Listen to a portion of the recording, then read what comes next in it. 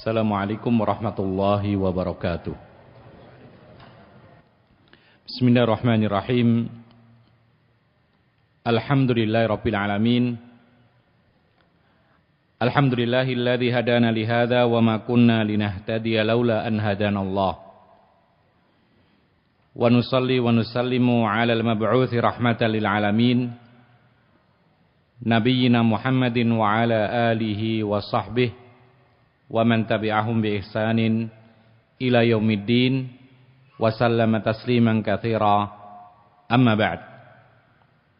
Kaum muslimin dan muslimat yang dimuliakan oleh Allah Subhanahu wa taala,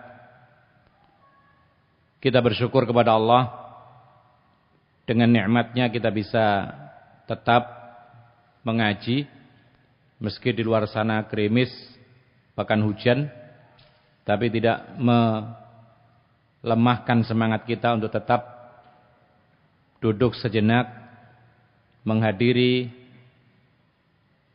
majlis-majlis ta'lim, yang mana dengan majlis ta'lim itu kita dijanjikan akan mendapatkan kebaikan karena yang dipelajari adalah ilmu agama yang memudahkan kita masuk ke dalam surga.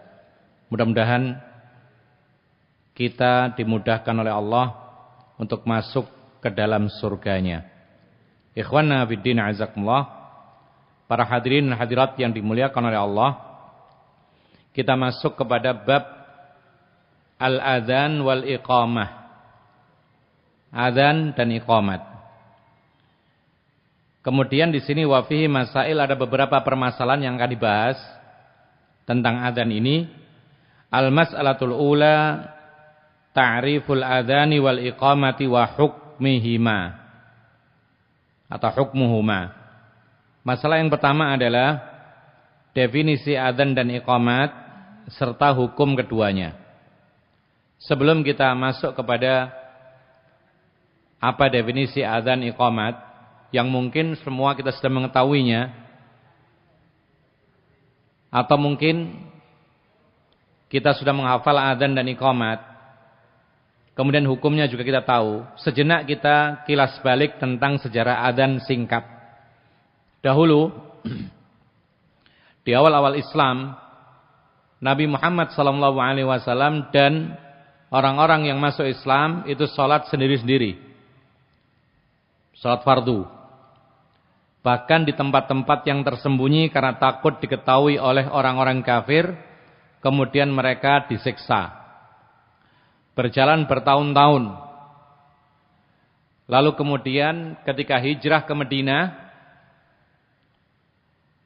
Allah Subhanahu wa taala mewajibkan salat 5 waktu. Kemudian dahulu di awal-awal kehidupan Rasulullah dan para sahabatnya di Madinah, tidak ada adzan. Yang ada adalah Rasulullah SAW menjanjikan kepada para sahabatnya, nanti kira-kira waktu sekian dan sekian kita sholat. Dikenal dengan istilah at-tahayyun, yaitu nunggu-nunggu janjian. Dulu nggak ada jam, ya, nggak ada adzan pula, sehingga kesulitan. Sehingga kadang-kadang para sahabat datang ke masjid, kemudian Rasulullah tidak datang, terlambat. Kadang-kadang Rasulullah datang duluan, masjid masih sepi. Maka kemudian Rasulullah SAW mengumpulkan para sahabatnya bermusyawarah. Apa musyawarahnya? Musyawarahnya adalah bagaimana supaya kita bisa kompak untuk melaksanakan sholat berjamaah. Supaya enggak seperti ini terus, nunggu-nungguan, kemudian terlambat, kadang-kadang kecepatan, kadang-kadang sepi, kadang-kadang rame. Maka Rasulullah SAW memimpin musyawarah. Kemudian ada salah seorang sahabat Nabi usul. Singkat saja, ada panjang kisahnya. Dalam riwayat Muslim ada, riwayat yang lain juga ada. Ada seorang sahabat Nabi usul, wahai Rasulullah, kita kibarkan bendera yang besar. Bendera. Terus bagaimana? Supaya orang-orang yang melihat, kemudian menyampaikan kepada rekannya, rekannya menyampaikan kepada yang lain, bahwa bendera sudah berkibar, maka ini waktu sholat masuk. Maka kemudian Rasulullah SAW tidak komen. Tetapi Rasulullah mengatakan, bendera kalau dikibarkan, itu tidak bisa membangunkan orang yang tidur, dan tidak bisa pula mengingatkan orang yang sibuk. Orang yang sibuk apalagi di dalam ruangan, bendera dikibarkan di luar, tidak dengar. Sehingga tidak cukup ampuh untuk mengumumkan waktu sholat.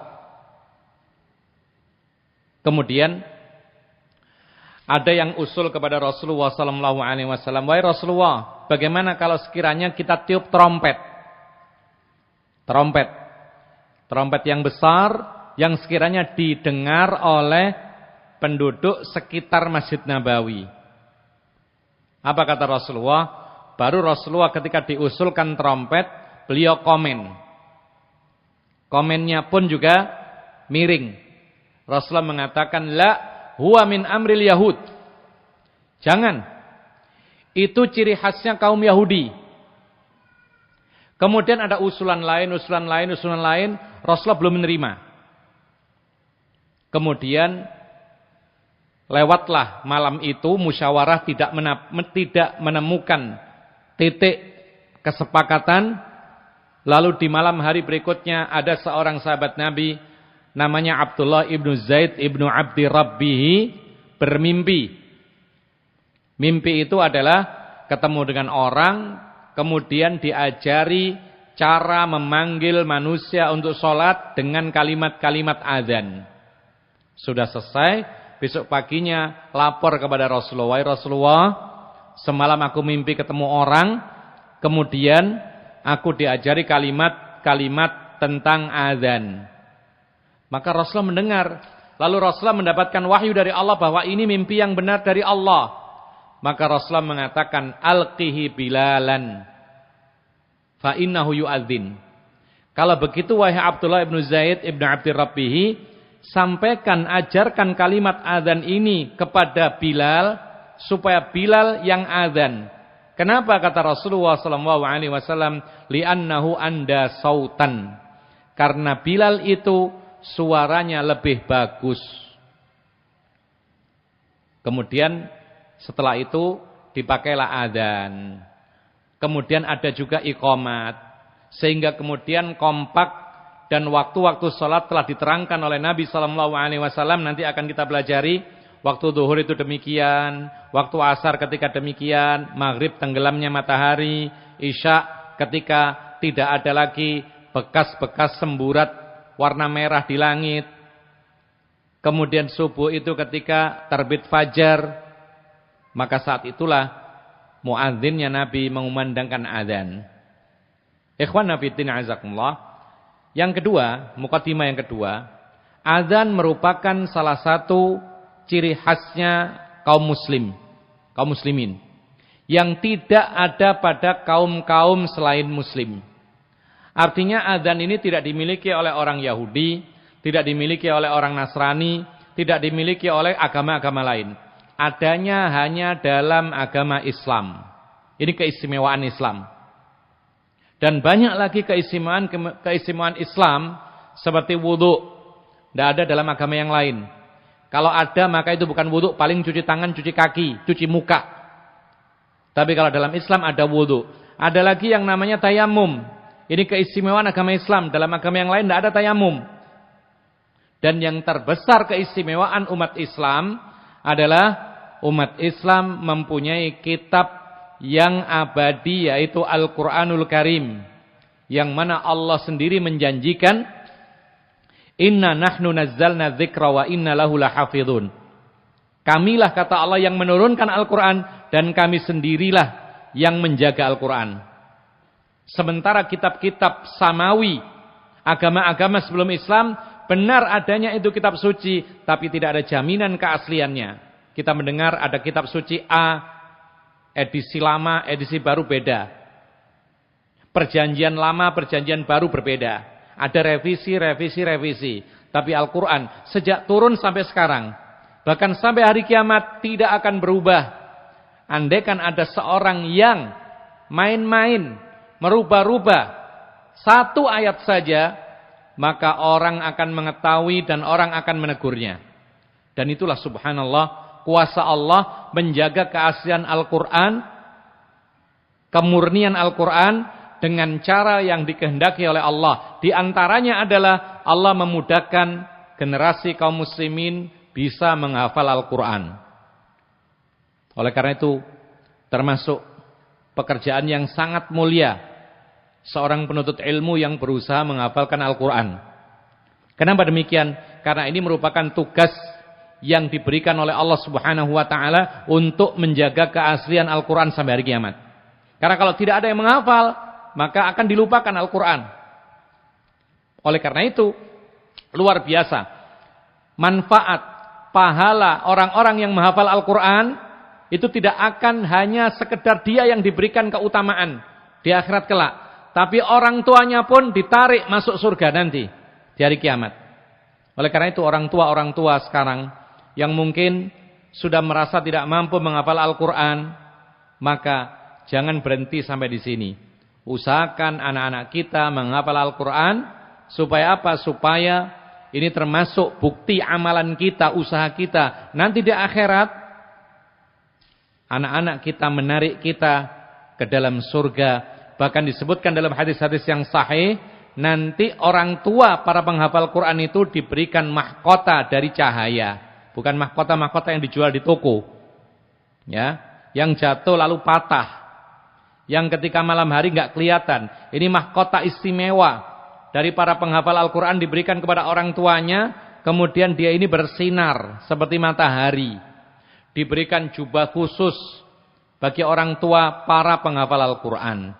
Ikhwan fillah azakumullah, ma'asyiral muslimin, itu sekilas tentang keistimewaan umat Islam dibandingkan dengan umat-umat yang lain. Yang pertama, ta'riful adhani wal iqamati al-adhanu lughatan al-i'lamu. Adhan secara bahasa itu adalah pengumuman. Adhan, pengumuman. Jadi orang Arab mengatakan pengumuman itu ya i'lam atau i'lan. Ya. Seperti dalam Al-Quran, wa adhanun minallahi wa rasulih. Pengumuman dari Allah dan Rasulnya. Ya. Seperti Allah mengatakan, fa'dhanu biharbim minallahi wa rasulihi. Ini tentang orang-orang yang melakukan transaksi riba. Fa'dhanu. Adhanlah. Maksudnya apa? Umumkan Allah dan Rasulnya memerangi dia. Jadi orang-orang yang sengaja transaksi riba dilakukan, makan dari hasil riba, melakukan transaksi riba, membayar yang ada ribanya dan semisalnya, maka Allah Subhanahu wa taala menyuruh kita untuk mengumumkan dia sekarang sedang berperang dengan Allah. Siapa yang bisa menang perang dengan Allah? Tidak bisa, pasti kalah. Oleh karena itu Allah Subhanahu wa taala mengatakan, alladzina ya'kuluna riba la yaqumuna illa kama yaqumul ladzi yatakhabbathu asyaitanu minal mas. Orang-orang yang makan riba akan dibangkitkan oleh Allah Subhanahu wa taala pada hari kiamat seperti orang yang sedang kesurupan. Na'udzubillah min dzalik. Maka dari itu sebelum kita meninggal dunia, tinggalkan segala macam bentuk riba yang telah diumumkan oleh Allah bahwa Allah memerangi dia.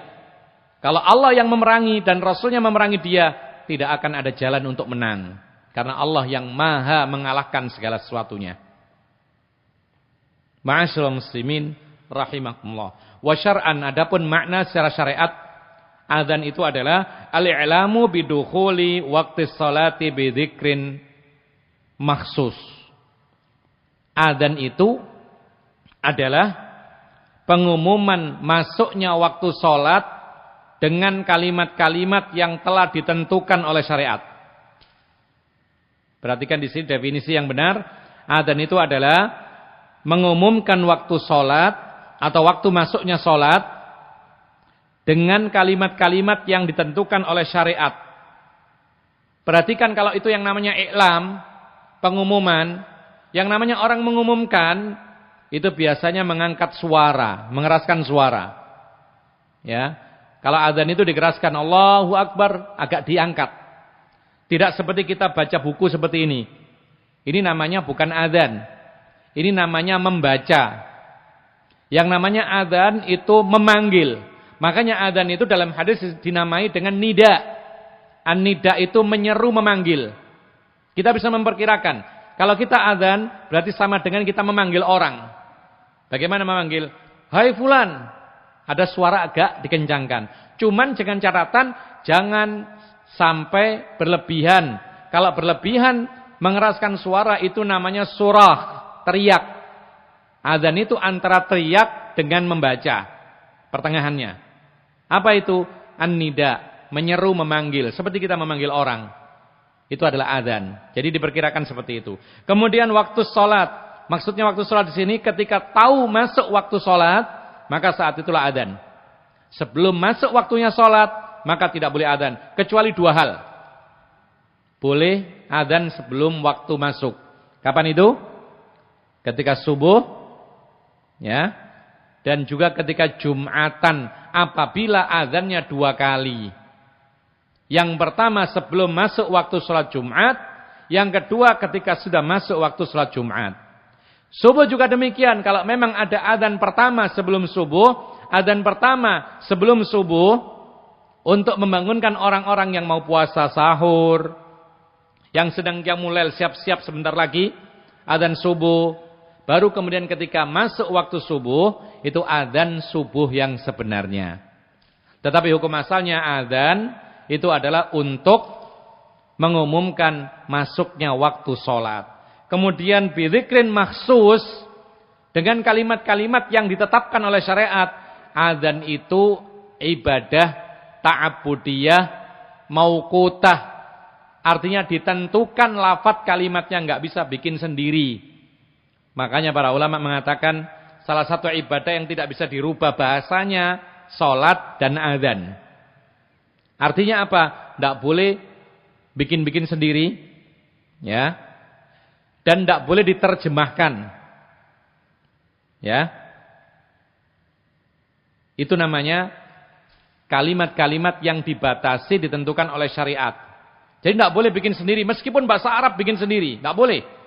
Misalnya dia rubah Allahu a'la misalnya, aslinya Allahu akbar, tapi dirubah, atau Allahul Jabbar misalnya. Ini kalimat ini maknanya benar, Allah Maha demikian dan demikian. Tetapi kalau untuk adzan harus ngikut, tidak bisa buat-buat sendiri. Beda dengan doa ya, kalau kita berdoa bebas, silahkan. Menurut atau sesuai dengan hajat kebutuhan kita. Tetapi kalau adzan sudah paten, tidak bisa dirubah. Dengan bahasa Arab, tidak boleh bikin sendiri, tidak boleh diterjemahkan. Tidak boleh ditambah, tidak boleh dikurang. Kecuali kalau ada dasar boleh menambah. Seperti ketika hujan deras, ya, ditambah kalimat apa? Kalau adzan ditambah sallu fi buyutikum. Ya, ada sunnahnya demikian. Yang mengerti sunnah. Kalau nggak ngerti ya sudah, makanya kita harus belajar. Sebagai muadzin harus belajar. Atau mungkin kalau ada yang mengatakan, ini kan untuk muadzin saja, saya kan bukan muadzin, tidak butuh. Tetap butuh. Suatu ketika kita adzan. Kadang-kadang kita musafir, ada adzan. Kadang-kadang di rumah ketika sholat berjamaah ada uzur, tidak ke masjid, tetap adzan. Tetap yang namanya adzan itu disyariatkan. Terus bagaimana kalau perempuan? Kalau perempuan jawabannya, tidak ada adzan bagi kaum wanita. Dalam sebuah athar riwayat Ibnu Umar, beliau mengatakan, laisa 'alan nisa'i adzanun wala iqamah. Tidak ada adzan bagi wanita dan tidak ada pula iqamat. Lalu terus gimana? Salatnya berjamaah perempuan. Ya sudah, salat saja mulai. Berbeda di sini. Karena adzan itu mengangkat suara, sementara perempuan itu suaranya dijaga. Tidak boleh dikeras-keraskan, sebagaimana tidak boleh dilunak-lunakkan. Ya. Jadi yang tidak boleh itu bukan hanya dilunak-lunakkan, dikeras-keraskan pun juga tidak boleh. Allah mengatakan wala yakhla'na bil qawli fayatma'al ladzi fi qalbihi marad. Jangan sampai wanita itu melunak-lunakkan kalamnya sehingga orang laki-laki yang di hatinya ada penyakit apa? Syahwat, dia ingin berbuat keji dengan perempuan itu. Demikian pula dikeraskan. Jadi perempuan itu ada batasnya kalau untuk suara. Yang boleh itu biasa saja. Tidak boleh dilunak-lunakkan, tidak boleh dimanja-manjakan, tidak boleh juga ditinggi-tinggikan suaranya. Jangan. Ya. Jadi kalau misalkan ada telepon di rumah, suami sedang nggak ada, boleh nggak nerima telepon? Boleh. Cuman jangan dibuat-buat, jangan dilunak-lunakkan, jangan dimanja-manjakan. Ya, biasa saja. Itu seperti yang diperintahkan oleh Allah Subhanahu wa taala. Kemudian wal iqamatu. Jadi enggak boleh ditambahi apa-apa. Termasuk disebutkan oleh para ulama seperti adzannya kaum Syiah ketika ada asyhadu alla ilaha illallah, asyhadu anna Muhammadar Rasulullah ditambahi asyhadu anna aliyan hujjatullah. Ini juga termasuk dilarang dalam Islam. Karena sepakat para ulama adzan itu kalimat-kalimatnya ditentukan oleh syariat, bukan dibuat sendiri. Termasuk juga ditambahi hayya 'alal jihad, tidak boleh dalam Islam demikian. Sama sekali enggak boleh. Dan tidak pernah Rasulullah dan para sahabatnya dan para khulafaur rasyidin, mereka ini berjihad dan memimpin jihad bertahun-tahun. Tapi tidak pernah melantunkan adzan hayya 'alal jihad. Sementara orang sekarang jihad saja belum tentu jihad. Masih dipersisikan ini jihad atau bukan jihad. Kemudian melantunkan adzan kemudian dibuat-buat sendiri, maka ini jelas tidak diperkenankan. Ikhwanna fid din azakumullah. Wal iqamatu lughatan hiya masdaru aqama wa haqiqatuhu iqamatul qa'id. Sedangkan iqamat bahasa kita qomat, ya. Qomat itu bahasa kita, bahasa Indonesia. Tapi sebenarnya itu diambil dari iqamah. Apa itu secara bahasa? Artinya adalah bentuk masdar dari aqama, hakikatnya adalah memberdirikan orang yang duduk, itu namanya iqamah. Menyuruh orang berdiri itu namanya iqamah secara bahasa. Ya.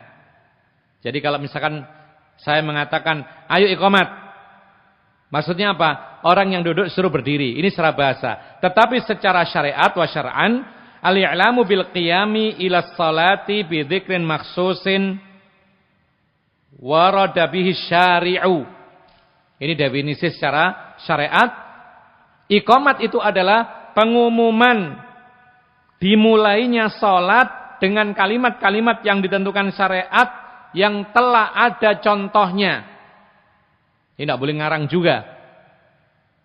Jadi kalau adzan itu pengumuman masuknya waktu salat, kalau iqamat apa? Pengumuman mulainya salat. Nah, oleh karena itu para ulama membahas tentang beda antara adzan dan iqamat. Karena fungsinya berbeda, maka hukum-hukumnya pun juga berbeda. Beda yang pertama antara adzan dengan iqamat, adzan dikeraskan suaranya sampai keluar masjid. Ya. Adzan dikeraskan suaranya. Dinamai nida. Dikeraskan suaranya sekiranya tetangga masjid kedengaran. Karena memang fungsinya mengumumkan kepada orang yang di luar masjid. Sedangkan iqamat maka cukup disampaikan, dilantunkan sekiranya penduduk masjid yang sudah hadir mendengar, ini sudah cukup. Bila perlu dikeraskan tapi tidak seperti adzan. Ya, tidak sampai seperti adzan. Boleh dikeraskan tetapi tidak sampai seperti adzan. Ini beda yang pertama. Beda yang kedua disebutkan oleh para ulama. Adzan, Rasulullah SAW mengatakan, idza adzanta fatarassal wa idza aqamta fahdir. Kalau engkau adzan, maka perlahanlah engkau adzannya. Pelan-pelan. Allahu Akbar, pelan. Tapi kalau iqamat, maka percepatlah. Sesuai dengan fungsinya. Karena adzan itu mengumumkan waktu sholat yang masuk. Orang-orang dalam keadaan bermacam-macam aktivitasnya. Ada yang masih tidur. Ada yang masih bersantai. Ada yang sibuk bekerja. Ada yang perjalanan. Maka perlu diangkat suara dan dipelan-pelankan. Cuman ya jangan terlalu panjang sekali ya. Jangan sampai adzan sampai 10 menit. Ya. Mestinya sudah berhenti asyhadu alla ilaha illallah, sudah cukup ditambahi lagi. Terus naik lagi, turun lagi, naik lagi, turun lagi. Ini para ulama mengatakan paling tidak hukumnya makruh seperti ini. Biasa saja. Kalau memang harus dilakukan maka tidak boleh terlalu berlebihan. Ya. Jadi sebentar saja adzan itu cukup, beberapa menit saja. Sedangkan iqamat maka dipercepat.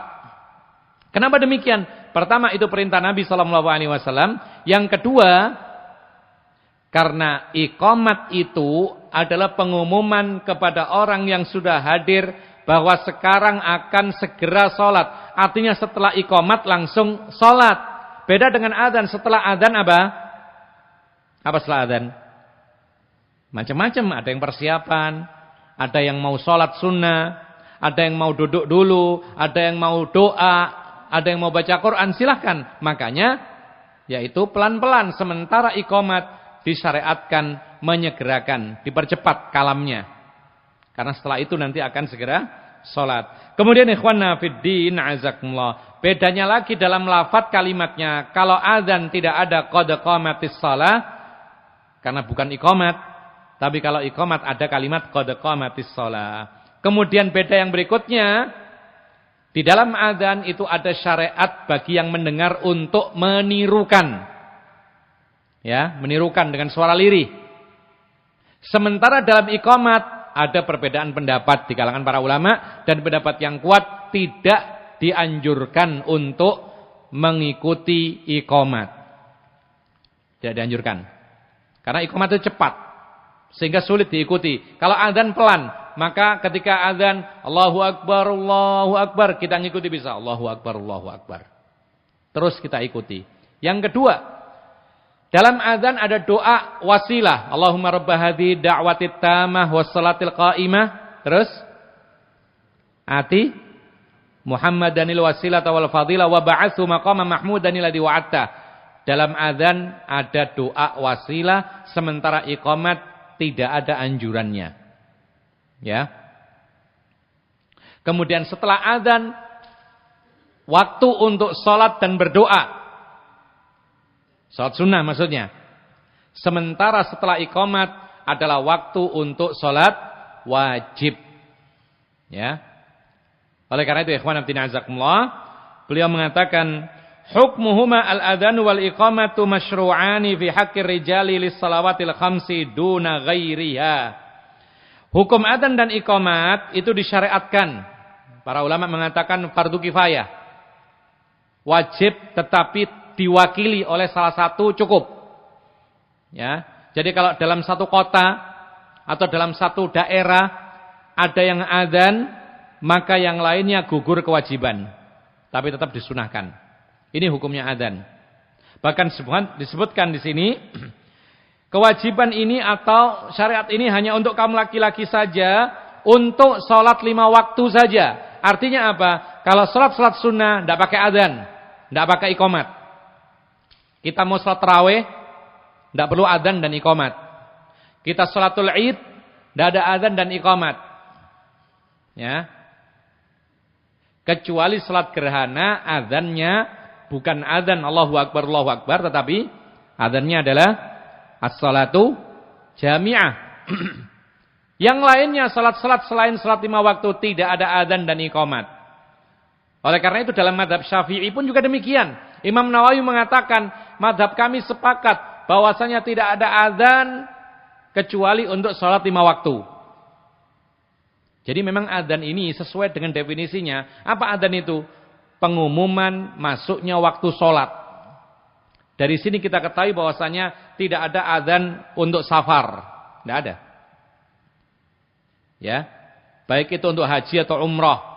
Tidak ada adzan untuk haji dan umrah.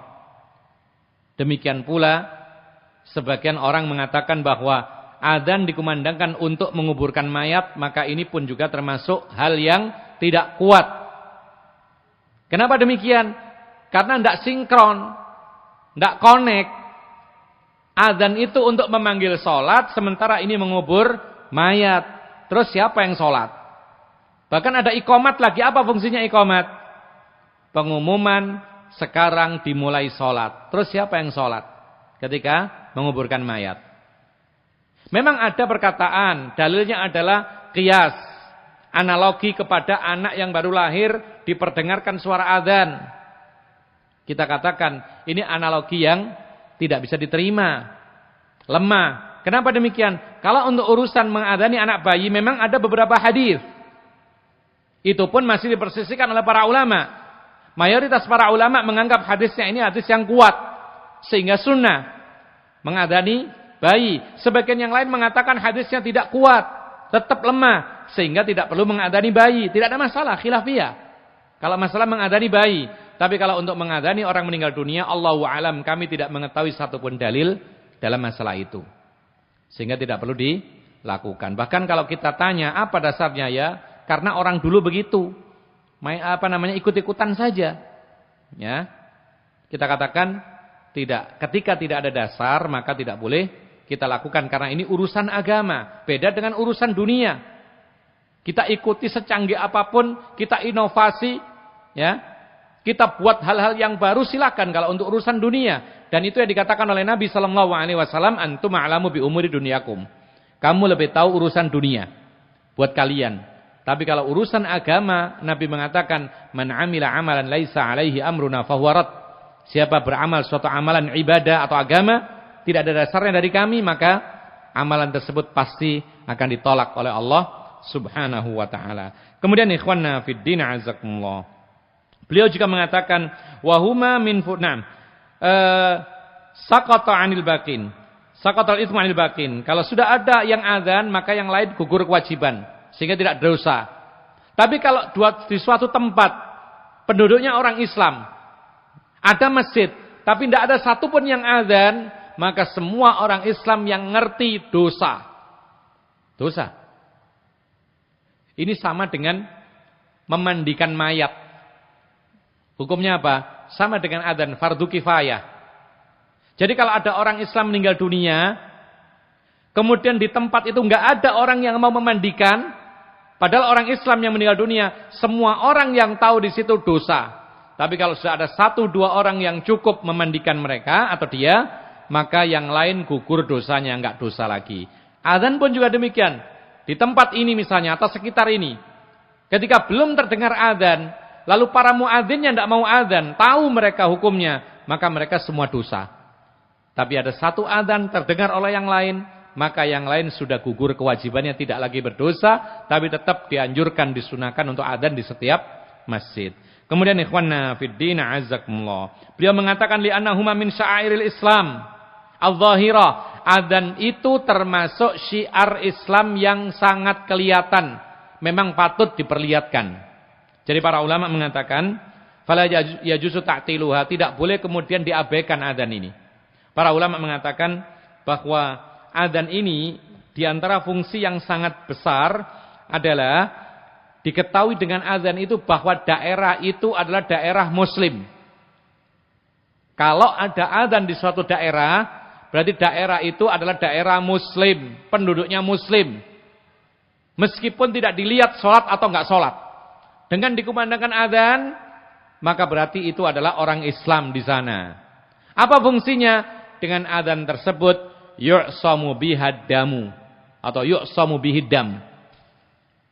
Apa itu? Terjaga darah penduduk kampung tersebut dengan adanya adzan. Loh, kenapa demikian? Karena mereka adalah orang Islam, tidak boleh diperangi. Ini patokan. Jadi kalau kita mengetahui kampung itu muslim atau tidak, dengar. Terutama subuh-subuh, ada adzan enggak? Kalau ada adzan, oh berarti orang Islam, saudara sama kita. Tak boleh diperangi. Ya. Oleh karena itu, ikhwan fillah azakumullah, di dalam sebuah hadis dikatakan oleh Anas bin Malik bahwasanya Nabi sallallahu alaihi wasallam kalau berperang lalu tiba di tempat musuh malam hari, Rasulullah menahan diri. Ini aturan perang.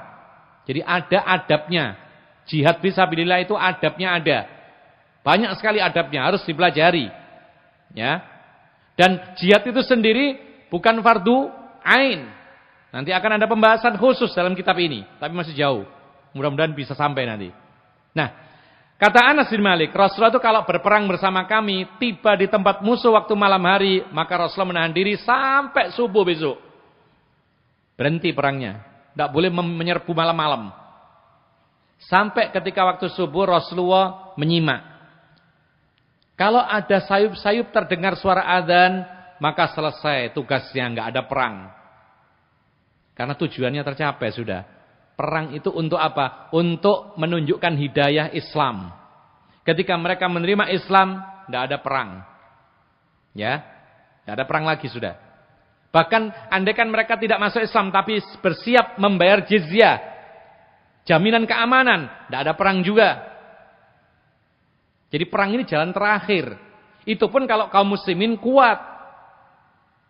Nah, lalu ketika Rasulullah berusaha menyimak, kok tidak terdengar adzan dari kampungnya musuh ini, baru Rasulullah menyerang mereka. Itu pun setelah dakwah. Karena Rasulullah tidak pernah tiba-tiba menyerang suatu kaum, kecuali disampaikan dakwah Islam, supaya mereka masuk Islam. Kalau tidak mau, ditawari jizyah. Kalau tidak mau baru kemudian bismillah jihad fisabilillah. Ini aturan dalam jihad. Kemudian ada aturan lagi dalam jihad, tidak boleh menyerang kaum wanita. Tidak boleh menyerang orang-orang tua renta. Tidak boleh menyerang orang-orang yang berada di sauma'ah. Apa sauma'ah? Sauma'ah itu tempat ibadah. Yang tidak ikut-ikutan perang tidak boleh diperangi dalam Islam. Disebutkan oleh sebagian para ulama, kalau misalkan ada pendeta misalnya, ini orang Islam perang dengan orang Nasrani misalnya. Di situ ada tentaranya orang kafir, di situ juga ada gereja, di situ ada orang yang beribadah tekun di situ. Ini tidak boleh diperangi. Sebagaimana anak kecil pun juga tidak boleh diperangi, tidak boleh dibunuh, tidak boleh dilukai dan semisalnya. Ada aturannya semua. Ikhwan fillah azakumullah. Kemudian ketika matahari menjelang tenggelam, maka berhenti peperangan, istirahat. Ada aturannya. Tidak terus menerus. Merawat yang luka, kemudian istirahat, mempersiapkan untuk hari berikutnya dan seterusnya. Dan barangkali saja ketika malam-malam itu, tiba-tiba saja musuh itu masuk ke dalam agama Islam. Berhenti peperangannya. Ini aturan jihad fi sabilillah. Kemudian ikhwana fiddin azakumullah. Maka tidak boleh mengabaikan azan. Ada sebuah kisah menarik yang dikeluarkan oleh Imam Muslim, yaitu seorang yang bernama Abu Mahdhurah. Abu Mahdhurah ini dahulu masih musyrik. Anak muda. Dia orangnya tampan dan dia memiliki suara yang sangat bagus. Tapi masih musyrik, masih kafir. Dia ini mendengar orang Islam adzan, maka dia main-main dengan adzan. Istihza. Ngolok-ngolok adzan. Terus bagaimana? Dia meniru-nirukan adzan, tapi dipleset-plesetkan, tapi dengan suara yang indah. Nah, tiba-tiba Rasulullah kebetulan mendengar si Abi Mahdhurah ini yang masih kafir itu main-main adzan, dirubah-rubah, diplesetkan, tapi suaranya indah. Maka Rasulullah SAW memanggil Abu Mahdhurah. Dipanggil, Abu Mahdhurah ketakutan. Dipanggil, disuruh dekat dengan santun, ya. Kemudian Rasulullah SAW meletakkan tangannya di dadanya Abu Mahdhurah, kemudian mendoakan sesuatu, yaitu masuk Islam. Setelah ditarik lagi tangannya, maka Abu Mahdhurah mengatakan, sejak itu saya yakin terhadap Islam dan saya masuk Islam. Kemudian Rasulullah mengajari saya kalimat-kalimat adzan. Lalu Rasulullah menyuruh saya menjadi muadzin. Maka muadzinnya Rasulullah ada beberapa orang. Satu, Bilal yang paling terkenal. Karena dia yang pertama. Dua, siapa tadi? Ibnu Ummi Maktum, dulu pernah kita ceritakan. Seorang laki-laki yang buta matanya. Lalu yang ketiga, Abu Mahdhurah. Yaitu orang yang tadinya kafir. Kemudian Rasulullah tertarik dengan suaranya yang bagus. Kemudian dipanggil, didoakan, masuk Islam, diajari adzan, lalu menjadi muadzin. Kemudian ikhwanna fiddin azakumullah. Al-mas'alatu tsaniyatu syurutu sihhatihima. Syarat-syarat sahnya adzan dan iqamat. Jadi ada syaratnya, tidak sembarang. Ya, ada syarat, ada perkara-perkara anjuran, tidak sampai syarat. Yang pertama, al-islamu, orang itu harus Islam.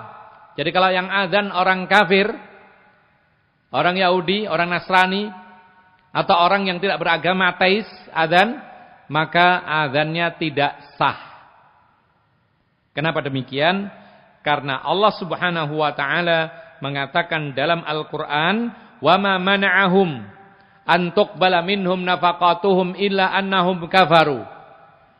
Dalam surat At-Taubah ayat 54. Ini keterangan bahwa apapun amal kebaikan yang dilakukan oleh seseorang, kalau dia belum masuk Islam, maka hangus, tidak diterima oleh Allah Subhanahu wa taala. Tidak bisa menyelamatkan dia dari api neraka. Lihat bagaimana Abu Thalib. Siapa itu? Pamannya Nabi. Baik enggak dia orangnya? Akhlaknya baik. Memberi nafkah Nabi. Mengasuh Nabi sejak kakeknya meninggal dunia sampai menjadi Nabi. Bahkan sampai dia meninggal. Bahkan dia bertekad, bersumpah melindungi Nabi dari serangan orang-orang kafir.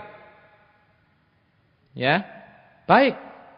Bahkan dia orang dermawan. Memperlakukan Nabi baik. Melindungi dari serangan orang kafir. Tapi dia mati dalam keadaan tidak mau masuk Islam. Mengikuti agama kakek moyangnya. Maka dia mati dalam keadaan kafir. Maka kebaikan yang sekian banyak tidak berguna. Tidak bisa menyelamatkan dia dari api neraka. Rasulullah mengatakan, "Laula ana lakana fi darkil asfali minan nar."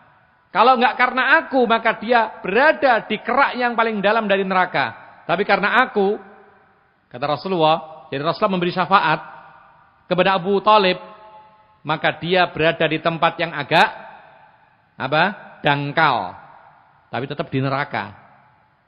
Jadi Rasulullah memberi syafaat, tetapi untuk Abu Thalib ini tidak bisa sampai keluar dari neraka karena kekufurannya. Jadi kalau ada orang bukan muslim, baiknya luar biasa, itu tidak berguna bagi dia di akhirat kelak. Di dunia bisa berguna, sosialnya bisa dimanfaatkan, tapi di akhirat tidak akan berguna di sisi Allah Subhanahu wa taala.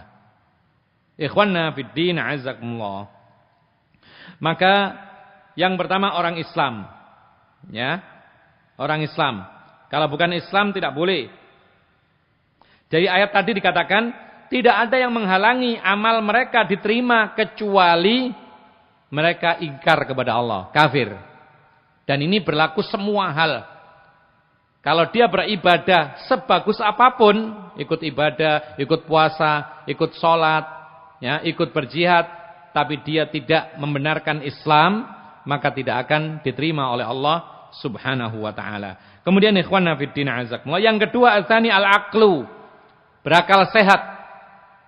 Jadi Islam berakal sehat, artinya apa? Beliau mengatakan fala yasihani minal majnuni wasakrani wa ghairil mumayyiz kasairil ibadat.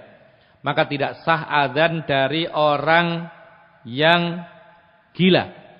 Jadi orang gila azan, ya, atau iqamat, maka tidak boleh, tidak sah. Atau demikian pula orang mabuk. Orang mabuk itu hukumnya sama dengan orang gila. Sama. Karena apa? Karena hilang akal. Bahkan lebih parah orang mabuk daripada orang gila. Kenapa kira-kira? Orang gila tidak mau dia gila. Bukan kesengajaan. Tapi kalau orang mabuk sengaja, niat. Minum khamar, narkoba, sabu-sabu lalu mabuk. Melayang. Dan ini bahaya. Rasulullah telah mengingatkan kepada kita. Kata Rasulullah SAW, al-khamru ummul fawahish. Man syaribaha zana bi ummihi, zana bi ukhtihi, zana bi khalatihi, zana bi ammatihi. Subhanallah. Rasulullah mengatakan khamr itu induk dari kerusakan. Kata Rasulullah lagi, orang yang minum khamr bisa saja zina dengan ibunya sendiri. Bisa pula zina dengan saudarinya sendiri. Bisa pula zina dengan bibinya sendiri. Orang wajar, normal, tidak mungkin berzina dengan ibunya, kalau normal. Ada rasa penghormatan kepada ibunya. Ada rasa malu yang luar biasa kepada ibunya. Ya, ihtiram, menghargai, takut, itu normal. Tapi ketika menenggak khamar, mabuk, maka dia bisa berzina dengan ibunya sendiri. Kenapa demikian dikatakan oleh para ulama? Karena orang yang mabuk, yang dia lihat itu adalah yang dia pikirkan. Ketika dia mabuk, mikirnya apa? Dia mikir menjadi orang kaya. Lihat, aktivitasnya, gerakan-gerakannya seperti orang kaya, seperti raja. Sambil mabuk, sambil sempoyongan, dia menyuruh-nyuruh. Kamu ke sana, sambil sempoyongan. Mana itu, minta-minta. Jadi menempatkan dirinya sebagai orang kaya raya. Karena pikirannya begitu. Ada lagi, ini yang lebih rusak lagi. Ketika dia itu mabuk dalam keadaan memikirkan kekasihnya. Maka hati-hati seperti ini. Perempuan-perempuan, kalau ada orang mabuk, jangan mendekat. Ya, kenapa demikian? Yang dia lihat sesuai dengan pikirannya. Kalau dia memikirkan kekasihnya, maka yang dilihat itu adalah kekasihnya. Meskipun ibunya sendiri. Maka dia bisa berzina dengan ibunya. Karena apa? Karena dia mikirnya kekasihnya, yang dilihat adalah kekasihnya. Benar apa kata Rasulullah SAW? Orang yang mabuk itu bisa berzina dengan ibunya, dengan saudarinya, dengan bibinya. Karena apa yang dia lihat sesuai dengan apa yang dia pikirkan. Oleh karena itu Islam jauh-jauh hari itu mengharamkan khamr dan semua jenisnya. Kenapa demikian? Tidak ada maslahat. Mudaratnya sangat luar biasa. Ikhwana fiddin azakumullah. Maka orang gila azan tidak sah, orang mabuk tidak sah. Demikian pula anak kecil yang belum tamyiz. Apa artinya di sini? Kalau anak kecil sudah tamyiz, itu ada keringanan boleh azan. Menurut pendapat yang kuat. Sebagian mengatakan tidak boleh, harus balik. Tapi pendapat yang kuat ada keringanan. Sebagaimana jual beli. Kan para ulama mengatakan harus berakal. Bagaimana dengan anak kecil? Kalau memang anak kecil ini sudah tamyiz, sudah ngerti, bicara bagus, bisa menjawab. Ditanya, kamu anak siapa? Menjawabnya benar. Itu berarti tamyiz, mumayyiz. Rumahmu di mana? Oh di sana, jalan ini. Itu mumayyiz. Ya, ciri-cirinya anak sudah mumayyiz, itu yang sudah mulai ditekankan untuk sholat, puasa, keharaman-keharaman dilarang, itu ketika anak sudah bisa membedakan mana ibunya, mana bahaya, mana tidak, mana baik, mana buruk, bisa melihat api ini panas, itu namanya mumayyiz. Ditanya, kamu sudah makan? Dia bisa menjawab dengan baik. Kalau ditanya misalnya, rumahmu di mana? Jawabnya ngawur, minta permen. Ditanya rumahnya di mana, minta permen. Ini belum mumayyiz. Nah, anak seperti ini kalau adzan tidak sah. Ya. Di mana rumahmu? Jawabnya ngawur. Apa itu? Misalnya, oh saya sedang main gitu. Padahal ditanya tidak nyambung. Ini belum mumayyiz namanya. Tidak sah adzannya demikian. Kemudian adzali itu yang ketiga az-dzukuriyah. Harus laki-laki. Kalau perempuan, maka tidak sah untuk menggugurkan kewajiban. Maka disebutkan fala yasihani minal mar'ati lil fitnati bisautiha. Maka adzan dan iqamat tidak sah dilakukan oleh wanita. Karena apa? Karena wanita itu suaranya bisa menjadi fitnah. Ya, subhanallah. Kalau nggak percaya fitnah wanita itu dari suara, banyak kejadian di medsos. Hanya karena tertarik suaranya kemudian jatuh cinta. Ada? Ada. Belum melihat gambarnya. Baru suaranya saja, teleponan terus, dinikmati teleponnya, pacaran sambil ngobrol. Ada seperti ini. Ya. Jadi Islam tidak memperbolehkan perempuan adzan dan iqamat. Wala minal khunsa li'adamil ilmi bikaunihi dzakara. Dan juga tidak boleh adzan iqamat itu dari orang yang khunsa. Maksudnya khunsa di sini adalah khunsa muskil. Apa khunsa muskil itu? Seorang yang berkelamin ganda. Nasalluhal afiyah. Mudah-mudahan kita diselamatkan dari penyakit ini. Jadi orang atau manusia yang dilahirkan dalam kondisi memiliki kelamin ganda atau memang tidak punya kelamin dua-duanya. Itu ada. Dalam pembahasan fikih disebut khunsa muskil. Ya, bukan banci ya. Atau bukan bencong, bukan. Kalau bencong itu aslinya laki-laki tapi membanci. Ini dilaknat oleh Allah. Tidak boleh. Ya. Bagaimana kalau orang itu dilahirkan dalam keadaan laki tetapi sifat perempuannya nampak? Ya. Gemulainya ada. Maka seperti ini harus dilawan. Karena dia laki-laki. Buktinya ada alat vitalnya laki-laki. Maka dia harus menampakkan dia sebagai laki-laki. Dan berusaha untuk condong kepada sifat laki-laki. Jangan diikuti sifat gemulainya. Fattaqullaha mastata'tum, semampunya. Kalau sudah berusaha tapi tetap saja demikian, maka dia tidak salah. Yang salah itu membanci. Ya, asalnya biasa-biasa saja, kita tidak lihat tanda-tanda perempuan dalam laki-laki ini, tapi dia karena bergaul dengan banyak perempuan akhirnya berusaha untuk membanci. Akhirnya senang dengan sesama jenisnya. Akhirnya kadang-kadang berubah-berubah. Ya. Malam-malam perempuan, siangnya kuli bangunan. Malam-malam namanya Kartini, siangnya Kartono. Ada seperti itu. Maka ini dilaknat oleh Allah Subhanahu wa taala. Dan dalam Islam seperti ini tidak boleh dimasukkan rumah. Karena akan nular. Seperti ini. Kecuali tadi yang mana dia tidak inginkan, lalu Allah menciptakan kondisinya demikian, dia sudah berusaha untuk melawan, yaitu dari fitrahnya yang tidak lurus tadi, maka ini tidak berdosa insyaallah. Ya. Nah, ikhwanna fiddin a'azzakumullah.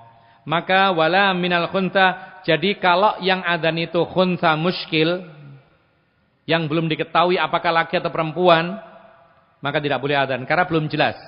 Harus jelas dulu. Jadi para ulama membahas tentang khuntha muskil, orang yang dilahirkan dalam keadaan berkelamin ganda atau tidak punya kelamin dua-duanya. Kalau yang tidak punya kelamin dua-duanya ini, tidak ada kelamin zakar, tidak ada kelamin perempuan. Ini sangat atau hampir dipastikan tidak adanya. Yang ada kadang-kadang itu adalah orang lahir mempunyai kelamin ganda. Ada kelamin perempuan, ada kelamin laki-laki. Ini namanya khuntha muskil. Bagaimana menentukannya apakah dia laki atau perempuan? Dijawab oleh para ulama, ada perbedaan pendapat yang sangat banyak. Tapi untuk menentukan apakah laki atau perempuan dilihat mana kelamin yang berfungsi. Terutama ketika apa? Ketika buang air kecil. Itu keluarnya dari mana? Kalau keluarnya dari zakar, berarti dia dihukumi laki-laki. Kalau keluarnya dari rempuan, ya, kemaluan perempuan, maka berarti dia dihukumi perempuan. Karena itulah yang menentukan. Nah, sekarang kalau belum diketahui, tidak boleh adzan, tidak boleh iqamat. Karena apa? Karena jangan-jangan dia adalah perempuan. Baik. Kemudian yang keempat, an yakunal adzanu fi waqtis sholati. Hendaknya adzan itu pada saat masuknya waktu salat. Ya, fala yasihu qabla dukhuli waqtiha. Maka tidak boleh adzan itu sebelum masuk waktu. Misalnya Isya. Sebelum 5 menit sudah adzan, tidak boleh. Maghrib kurang 5 menit sudah adzan, tidak boleh. Ini konsekuensinya berat karena ada orang-orang yang berbuka nantinya. Buka puasa, dia tanggung dosanya. Ya. Tidak boleh adzan sebelum waktunya. Ya. Jadi ada dulu di masjid, ini pernah kejadian, di masjid ada buka bersama. Kemudian ditata semua, digelar, kemudian makanan dibagi, semua sudah duduk, ya, siap makan, siap berbuka, tapi masih kurang beberapa menit. Kemudian terdengar orang adzan, sayup-sayup adzan, langsung makan semua. Kemudian ternyata tidak lama kemudian dia keluar untuk adzan sebenarnya. Ternyata dia ini muadzin dari tempat ruangan. Biasanya masjid sebelah kiri kanan ada ruangannya ya. Ternyata dia di situ itu dia muadzin. Dia ini sebenarnya tukang adzan, tapi dia apa? Ternyata dia itu persiapan adzan. Jadi persiapan adzan, cuman suaranya terdengar orang-orang di masjid. Orang buka semuanya. Setelah selesai semua, ternyata dia baru muncul adzan sebenarnya. Loh tadi apa adzan itu? Ternyata dia bukan cekson ya. Ternyata dia latihan gitu loh. Latihan adzan. Nah kalau seperti ini nggak dosa. Karena apa? Nggak ada kesengajaan. Ya. Yang berdosa itu adzan sengaja sebelum waktu masuk. Yaitu waktu sholat. Kemudian beliau juga mengatakan. Ghairal adzanil awalil fajri wal jum'ah. Kecuali adzan pertama sholat subuh itu dilakukan sebelum subuh, ya. Di sini ada nggak adzan sebelum subuh? Ada ya. Jam berapa? Jam 3. Baik. Di sini adzan boleh karena memang ada sunahnya.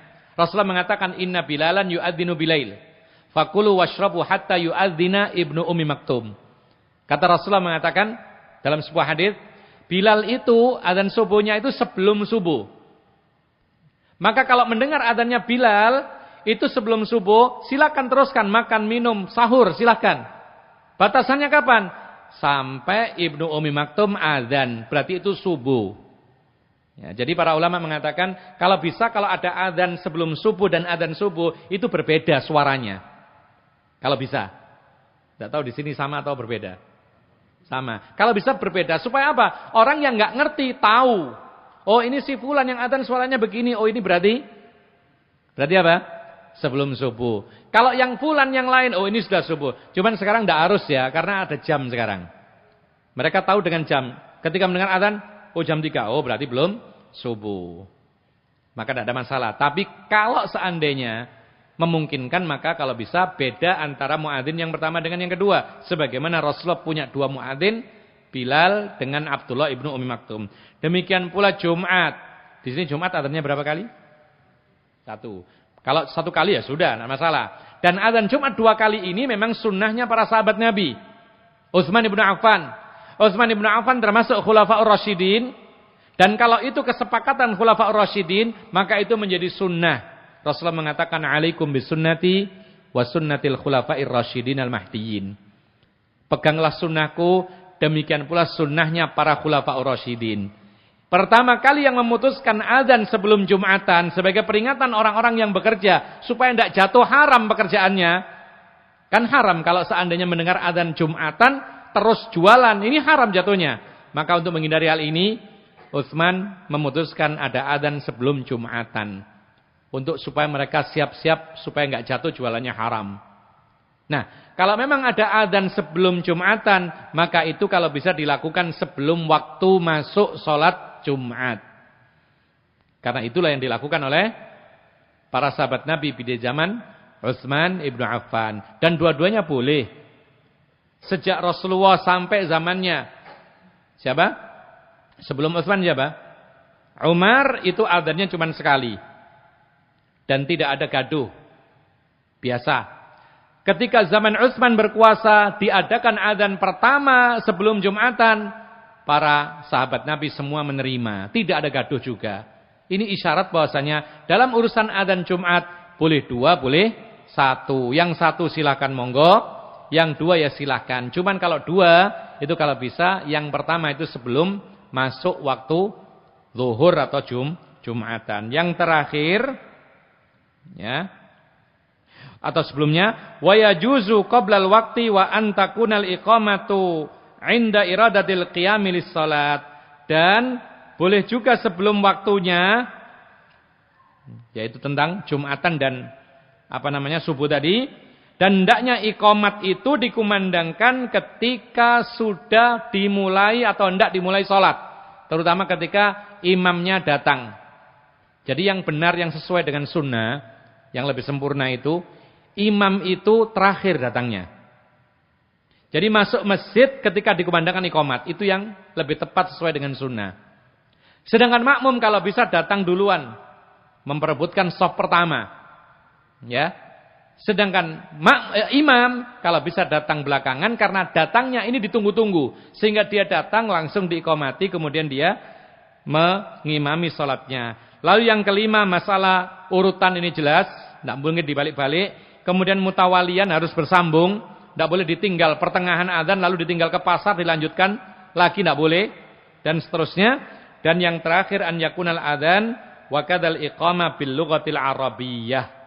Harus dengan bahasa Arab wa bil alfadhil lati waradat biha sunnah, dan dengan lafaz-lafaz yang sudah ditentukan oleh syariat. Ikhwan fillah azakumullah, ini yang bisa kita sampaikan pada pertemuan kita pada malam hari ini. Dan insyaallah akan kita bahas berikutnya bagaimana cara adzan yang diajarkan oleh Nabi sallallahu alaihi wasallam, dan juga apa saja yang dianjurkan bagi orang yang hendak adzan. Ada sifat-sifat yang harus kita ketahui supaya adzan itu menjadi lebih sempurna. Ini yang bisa kita sampaikan. Aqulu hadza wa astaghfirullah li wa lakum innahu huwal ghafurur rahim. Wa akhiru da'wana anil hamdulillahi rabbil alamin. Wassalamu alaikum warahmatullahi wabarakatuh.